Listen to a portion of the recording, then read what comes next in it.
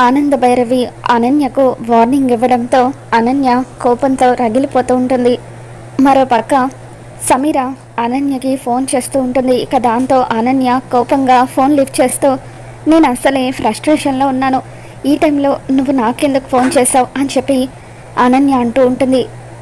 నీకు దర్శన్ని సొంతం చేసుకోమని చెప్తే సొంతం చేసుకోవడం చేత కాలేదు. అక్కడ దర్శన్ శరణ్య ఇద్దరు కూడా హనీమూన్లో ఎంజాయ్ చేస్తున్నారు అని చెప్పి అనన్య అంటూ ఉంటే సమీర నవ్వుతూ ఉంటుంది. నేను ఇంత సీరియస్ మ్యాటర్ మాట్లాడుతూ ఉంటే నీకు కామెడీగా ఉందా, ఎందుకు నవ్వుతున్నావు అని చెప్పి అనన్య అంటూ ఉంటే అప్పుడు సమీర, ఇక్కడ జరుగుతుంది తెలియక నువ్వు అలా వాళ్ళిద్దరూ హనీమూన్లో ఎంజాయ్ చేస్తున్నారేమో అనుకున్నావు, ఇక్కడ జరుగుతుంది వేరే. శరణ్య పోలీస్ స్టేషన్ కూడా వెళ్ళింది అని చెప్పి సమీర అంటూ ఉంటే, శరణ్య పోలీస్ స్టేషన్కి వెళ్ళడం ఏంటి అని చెప్పి అనన్య అడుగుతూ ఉంటే అప్పుడు జరిగింది మొత్తం కూడా సమీర అనన్యకు చెబుతూ ఉంటుంది. ఎలాగైనా సరే శరణ్యను దర్శన్కి దూరం చేయాలని నేనే తనని వ్యభిచారం కేసులో ఇరికించాను. కానీ మళ్ళీ ఆ ఆనంద భైరవ్కి కానీ దర్శన్కి కానీ తెలిస్తే ప్రాబ్లం అవుతుందని చెప్పి దర్శన్ని తనని వ్యభిచారం కేసులో ఇరికించాడని శరణ్య అనుకునేలాగా నేను కానిస్టేబుల్కి లంచం ఇచ్చి అబద్ధం చెప్పించాను. ఇప్పుడు శరణ్య దృష్టిలో దర్శనే ఇదంతా చేయించాడని అనుకుంటుంది. ఆ విధంగా వాళ్ళిద్దరి మధ్య దూరం పెంచాలని నేను అనుకుంటున్నానని చెప్పి సమీర అంటూ ఉంటుంది. కానీ ఒక్క విషయం ఏంటంటే శరణ్య రిసార్ట్లో కనిపించకపోవడంతో దర్శన్ ఆ శరణ్య కోసం వెతుకుతున్నాడు. ఎక్కడ ఆ శరణ్య కనిపించి ఈ విషయం గురించి దర్శన్ని నిలదీస్తుందేమో, దర్శన్కి నిజం తెలిసిపోతుందేమోనని టెన్షన్తో చచ్చిపోతున్నాను. అందుకే ఏదైనా ఐడియా చెప్తావని నీకు ఫోన్ చేశాను. ఒకవేళ శరణ్య అక్కడికి కానీ వచ్చిందా అని చెప్పి అనన్యని సమీర అడుగుతూ ఉంటుంది. దాంతో అనన్య, లేదు అది రాలేదు, ఖచ్చితంగా అది ఇంటికైతే రాదు, ఆ చుట్టుపక్కల ఎక్కడో ఒక దగ్గర ఉండే ఉంటుంది.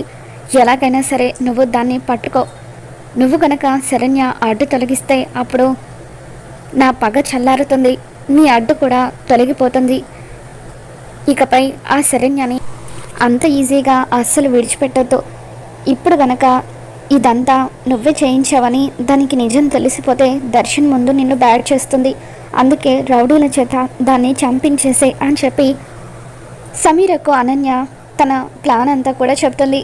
సరే అలాగే చేస్తాను, దర్శన్ పూర్తిగా నా వాడవ్వాలి, అందుకోసం నేను ఏమైనా చేస్తాను, ఎంత దూరమైనా వెళ్తాను అని చెప్పి సమీర పని అయిన తర్వాత నీకు ఫోన్ చేసి చెప్తానంటూ ఫోన్ పెట్టేస్తుంది. తర్వాత తను ఆల్రెడీ సెటప్ చేసిన రౌడీలకు సమీర ఫోన్ చేస్తుంది. రే, ఎక్కడ చచ్చారు, రెడీగానే ఉన్నారు కదా, పనున్నప్పుడు నేను ఫోన్ చేస్తానని చెప్పాను కదా, మీకు వాట్సాప్లో ఒక అమ్మాయి ఫోటో పంపించాను, ఖచ్చితంగా తను ఈ చుట్టుపక్కల ఎక్కడో ఉండుంటుంది. ఎలాగైనా సరే దాన్ని కిడ్నాప్ చేసి చంపేయండి, దాని శవం ఎవరికి కూడా దొరకకూడదు, అది ఏమైందో కూడా ఎవరికి తెలియకూడదు అని చెప్పి సమీర రౌడీలకు చెప్పడంతో అలాగే మేడం అంటూ రౌడీలు శరణ్య కోసం వెతుకుతూ ఉంటారు. మరోపక్క లహరి పెళ్ళి ఫిక్స్ అవ్వడంతో ఆనంద్ వాళ్ళు చాలా హ్యాపీగా ఉంటారు. ఆనంద దర్శనం చేసుకోవడం కోసం అని చెప్పి గుడికి వస్తుంది. ఇక అదే గుడిలో శరణ్య ఒక దగ్గర కూర్చొని ప్రసాదం తింటూ ఉంటుంది. ఇక అప్పుడే గుడికి వచ్చిన ఆనంద పంతులు గారితో, పంతులు గారు మా అబ్బాయి దర్శన్ మా కోడలు శరణ్య పేరు మీద అభిషేకం చేయండి పంతులు గారు అని చెప్పి ఆనంద అంటూ ఉంటే ఇక శరణ్య ఆనంద గొంతు వినగానే ఎంతో సంతోషంగా అక్కడికి వచ్చి చాటుగా ఉండి ఆనందని చూస్తూ ఉంటుంది. అమ్మ, ఈరోజు చాలా మంచి రోజు, పైగా ఆ పరమశివునికి ఇష్టమైన సోమవారం, ఈరోజు దీపం వెలిగిస్తే అంతా మంచి జరుగుతుందని పంతులు గారు చెప్పడంతో ఆనంద భైరవి ఒకచోట దీపం వెలిగించి దండం పెట్టుకుంటూ ఉంటుంది. శరణ్య ముందుగా ఆనంద భైరవి దగ్గరికి వెళ్ళడానికి భయపడుతూ ఉంటుంది. ఇప్పుడు అత్తయ్య గారు నన్ను ఇక్కడ చూస్తే ఎందుకు ఇక్కడ ఉన్నానా అని అడుగుతారు, అప్పుడు దర్శన్ గారి గురించి కూడా చెప్పాల్సి వస్తుంది అని చెప్పి ఆనంద భైరవి ముందుకు వెళ్ళడానికి ఆలోచిస్తూ ఉంటుంది. ఆ తర్వాత లేదు ఇప్పుడు అత్తయ్య గారికి నేను జరిగింది మొత్తం చెప్పకపోతే రేపు ఎప్పుడైనా అత్తయ్య గారికి నిజం తెలిస్తే నేను దోషిగా నిలబడాల్సి వస్తుంది, అత్తయ్య గారికి నిజం చెప్పకపోతే నా సమస్య ఎప్పటికీ తీరదు అని చెప్పి శరణ్య ఆనంద భైరవి దగ్గరికి వెళ్తూ ఉంటే అప్పుడే ఆనంద గుడి నుండి వెళ్ళిపోతూ ఉంటుంది. కార్ దగ్గరికి ఆనంద్ భైరవి వెళ్ళగానే అత్తయ్య గారు అంటూ శరణ్య గట్టిగా అరుస్తుంది. దాంతో అప్పుడే రౌడీలు శరణ్య నోటిని మూసి బలవంతంగా అక్కడి నుండి ఎత్తుకెళ్తూ ఉంటారు. శరణ్య మాట వినిపించడంతో ఆనంద వెనక్కి తిరిగి చూసేసరికి కొంతమంది రౌడీలు శరణ్యని బలవంతంగా ఒక కారులో ఎక్కించుకొని తీసుకుని వెళ్తూ ఉంటారు. ఇక దాంతో అది చూసిన ఆనంద ఇదేంటి శరణ్య ఇక్కడ ఉండడం ఏంటి అని చెప్పి అమ్మ శరణ్య శరణ్య అని చెప్పి ఆ కారు వెనకాల పరిగెడుతూ ఉంటుంది. ఇక రౌడీలు కారులో శరణ్యని ఎత్తుకుపోవడంతో ఆనంద ఆ కార్ నెంబర్ నోట్ చేసుకొని పోలీసులకు ఇన్ఫర్మేషన్ ఇవ్వడానికి పోలీస్ స్టేషన్కి వెళ్తుంది.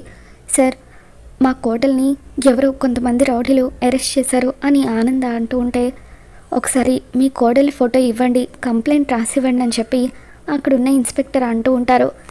ఇక శరణ్య ఫోటోని ఆనంద చూపించడంతో ఈ అమ్మాయిని మేము వ్యభిచారం కేసులో అరెస్ట్ చేశాము, ఈరోజే విడుదల చేశాము అని చెప్పి అంటూ ఉంటే అప్పుడు మీరు పొరపాటు పడి ఉంటారు, మా కోడల్ని వ్యభిచారం కేసులో అరెస్ట్ చేయడం ఏంటి, మా అబ్బాయి మా కోడలు ఇద్దరూ కలిసి హనీమూన్కి వచ్చారు, ఇదిగోండి మా అబ్బాయి దర్శన్ అని చెప్పి దర్శన్ ఫోటోని కూడా ఆనంద ఇన్స్పెక్టర్కి చూపించడంతో అమ్మ ఇతన్ని కూడా మేము రిసార్ట్లో చూసాము, కానీ ఇతను రిసార్ట్లో సమీరా అని మరొక అమ్మాయితో ఉన్నాడు, ఆ అమ్మాయే అతని భార్య అని కూడా మీ అబ్బాయి చెప్పాడు, చూస్తుంటే మీ అబ్బాయి ఏదో తప్పు చేస్తున్నట్టుగా అనిపిస్తుంది, త్వరగా వెళ్ళి ఆ రౌడీల నుండి ముందైతే మీ కోడలు గారిని కాపాడుదాం పదండి అని చెప్పి ఇన్స్పెక్టర్ అంటూ ఉంటారు.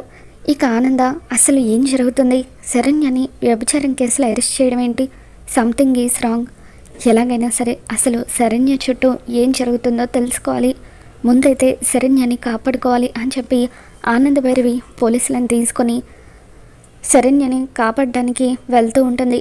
మరో పక్క దర్శన్ కూడా కారులో సమీరాని ఎక్కించుకొని అన్ని వైపులా శరణ్య కోసం వెతుకుతూ ఉంటాడు.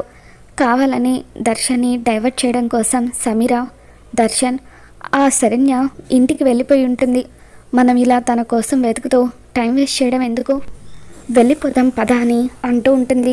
దాంతో దర్శన్ లేదు సమీరా, శరణ్య ఇంటికి వెళ్ళదు, మా అమ్మతో ఏమీ చెప్పదు, తనంటే నాకు ఇష్టం లేకపోవచ్చు, కానీ తన క్యారెక్టర్ గురించి నాకు బాగా తెలుసు, మా అమ్మకు నా గురించి చెప్పేదైతే ఎప్పుడో చెప్పేసి ఉండేది, ఇన్ని రోజులు ఆగేదే కాదు అని చెప్పి దర్శన్ శరణ్య కోసం వెతుకుతూ ఉండగా కొంతమంది రౌడీలు శరణ్యని బలవంతంగా కారులో ఎక్కించుకొని వెళ్ళడం దర్శన్ చూస్తాడు. ఇక దాంతో దర్శన్ ఒక్కసారిగా కార్ స్పీడ్ పెంచి ఆ రౌడీలు వెళ్తున్న కార్కి తన కార్ని అడ్డంగా పెడతాడు. రే ఎవర్రా మీరు, శరణ్యని ఎక్కడికి తీసుకువెళ్తున్నారు అని చెప్పి దర్శన్ ఆ రౌడీలను చితక్ కొడుతూ ఉంటే సమీరా దర్శన్తో దర్శన్ వాళ్ళని చూస్తూ ఉంటే చాలా భయంగా ఉంది, నిన్నేం చేస్తారో ఏంటో, వెళ్దాం పద దర్శన్, మనకెందుకు, కావాలంటే పోలీసులకి ఇన్ఫామ్ చేద్దాం, వాళ్ళే చూసుకుంటారు అని సమీరా అంటూ ఉంటుంది. ఏంటి సమీరా ఇది, శరణ్యని ఇలా ఆపదలో వదిలేసి అలా ఇలా వెళ్ళిపోతామని చెప్పి దర్శన్ ఆ రౌడీలని చితక్కొడుతూ ఉంటే ఇంతలో వెనకాల ఆనంద పోలీసులను తీసుకొని అక్కడికి వస్తుంది. ఇక పోలీసులు ఆ రౌడీలని రెడ్ హ్యాండెడ్గా పట్టేసుకుంటారు. తర్వాత ఆనందం చూడగానే శరణ్య అత్తయ్య గారు అంటూ ఆనందని హగ్ చేసుకుంటుంది. అమ్మ శరణ్య, నేను వచ్చేసాను కదా, భయపడకు అని చెప్పి ఆనంద ధైర్యం చెప్తూ ఉంటుంది. ఆనందం చూడగానే సమీరా వెన్నులో వణుకు మొదలవుతుంది. ఇక ఎంతగానో భయపడిపోతూ ఉంటే నువ్వెందుకు ఇక్కడున్నావు అని చెప్పి ఆనంద సమీరని అడుగుతూ ఉంటుంది. దాంతో దర్శన్ అమ్మ సమీరది ఏమీ తప్పులేదు, తప్పంతా నాదే, నేనే తనని ఇక్కడికి తీసుకొచ్చాను అని చెప్పి అంటూ ఉంటే నువ్వు మధ్యలో మాట్లాడకు అంటూ ఒక్కసారిగా ఆనంద సమీర చెంప పగలగొడుతుంది. శరణ్య పోలీస్ స్టేషన్కి వెళ్ళడానికి కారణం, ఇప్పుడు ఇలా రౌడీల చేతిలో కిడ్నాప్ అవ్వడానికి కారణం నువ్వే కదా అని చెప్పి ఆనంద ప్రశ్నిస్తూ ఉంటుంది. దాంతో నాకేం తెలుసండి, నాకేమీ తెలీదు అని సమీర అబద్ధం ఆడుతూ ఉంటే అబద్ధాలు ఆడుకో అంటూ ఆనంద మరొకసారి సమీర చెంప పగలు కొడుతూ ఇదంతా నువ్వే చేయించావని నాకు తెలుసు, నేను ఆ మాత్రం కనిపెట్టలేను అనుకున్నావా అంటూ ఆ ఇన్స్పెక్టర్ నా కొడుకుని మాయ చేసి నా కోడల్ని వ్యభిచారం కేసులో అరెస్ట్ అయ్యేలాగా చేసింది, తనని ఇమీడియట్గా అరెస్ట్ చేయండి, ఇప్పుడే నేను కంప్లైంట్ రాసిస్తాను అని చెప్పి ఆనంద్ అనడంతో ఇక పోలీసులు సమీరాని అరెస్ట్ చేస్తూ ఉంటారు. తర్వాత దర్శన్ ఆపడానికి ప్రయత్నిస్తూ ఉంటే ఆనంద దర్శన్ చెంప పగలగొట్టి, కట్టుకున్న భార్యకి ఇంత ద్రోహం చేయాలని నీకు అలా ఎలా అనిపించింది దర్శన్? చిన్నప్పటి నుండి నేను నిన్ను పెంచిన విధానం ఏంటి, నువ్వు ప్రవర్తిస్తున్న తీరేంటి, నువ్వు నా కొడుకు అని చెప్పుకోవడానికి సిగ్గుగా ఉంది అని చెప్పి ఆనంద, అమ్మ శరణ్య నన్ను క్షమించమ్మా, ఇటువంటి వాడికి నిన్నిచ్చి పెళ్లి చేసి నీ గొంతు కోసాను అని చెప్పి ఆనంద ఎంతగానో బాధపడుతూ ఉంటుంది. అమ్మ శరణ్య వ్యభిచారం కేసులో అరెస్ట్ అవ్వడానికి నాకు ఎటువంటి సంబంధం లేదమ్మా, అసలు తను అరెస్ట్ అయిన విషయమే నాకు తెలియదు అని దర్శన్ అంటూ ఉంటే, ఆ విషయంలో నీకు సంబంధం లేకపోవచ్చు, కానీ సమీరాని రిసార్ట్కి తీసుకొచ్చింది నువ్వే కదా, సమీరతో కలిసి గదిలో ఉండి సమీర నా భార్యని పోలీసులకు చెప్పింది నువ్వే కదా, ఆ రకంగా నువ్వు శరణ్యకి అన్యాయం చేసినట్టే కదా, ద్రోహం చేసినట్టే కదా అంటూ ఆనంద, ఈ రోజు నుండి నువ్వు నన్ను ఎప్పుడు కూడా అమ్మ అని పిలవద్దు, నీలో మార్పు వచ్చి శరణ్యని భార్యగా అంగీకరించినప్పుడే నన్ను అమ్మ అని పిలువు అంటూ ఆనంద శరణ్యం తీసుకొని అక్కడ నుండి వెళ్ళిపోతుంది. మరి రాబోతున్న ఎపిసోడ్లో ఏం జరగబోతుందో మళ్ళీ మన ఛానల్లో తెలుసుకుందాం. ఈ వీడియో మీకు నచ్చినట్లయితే తప్పకుండా లైక్ చేయండి.